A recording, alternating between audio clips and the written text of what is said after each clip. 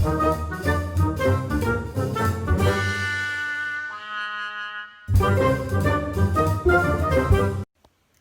morning and welcome to Moxie Books. It's Vicky Fraser here. This morning is brought to you by my 90s hair, which seems to have come back to haunt me, which is somewhat upsetting. This morning we are talking about descriptive writing and how to avoid the kind of flowery writing that makes your toes curl in embarrassment. And you know the sort I mean, we've all read it. It might be that some writer has written something really cringy, like they're describing the ocean as a heaving bosom of watery breastiness that is like lapping. I don't know, you know the kind of thing that I mean. But we do like a bit of descriptive writing because we're all about showing, not telling, and how do we want to take people to where we want them to be, and you do that by painting a picture in their mind. So how do we do that? Okay, I have 3 very quick tips for you. Tip the first is, imagine that a film director is going to be filming the scene of what you're writing. And so imagine that she is going to zoom in onto a particular close-up. What is she going to zoom in on?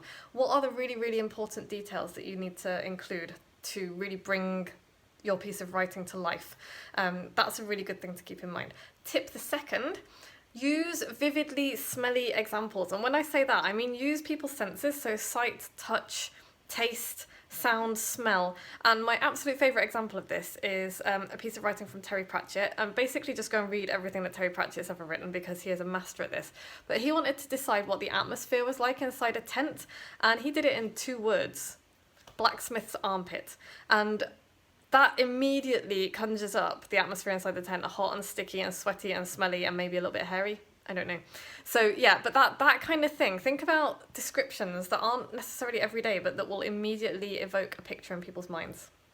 And the third is, make your abstracts concrete. Humans are not very good at dealing with abstract concepts. So when we're talking about really large or small numbers, for example, or when we're talking about really big distances or really small distances, we find it really difficult to visualize that. So try and do that. So if you're talking about something being 100 meters long or 200 meters long, then you can say, 100 meters long is like about the length of a football pitch. I have no idea how long a football pitch is, but I suspect it's not far off. So that would give me an idea. If you're talking about something super tiny, like, I don't know, a nanorobot, you could say it's maybe, a quarter of the width of a human hair, which is still super, super tiny, but it gives me a frame of reference.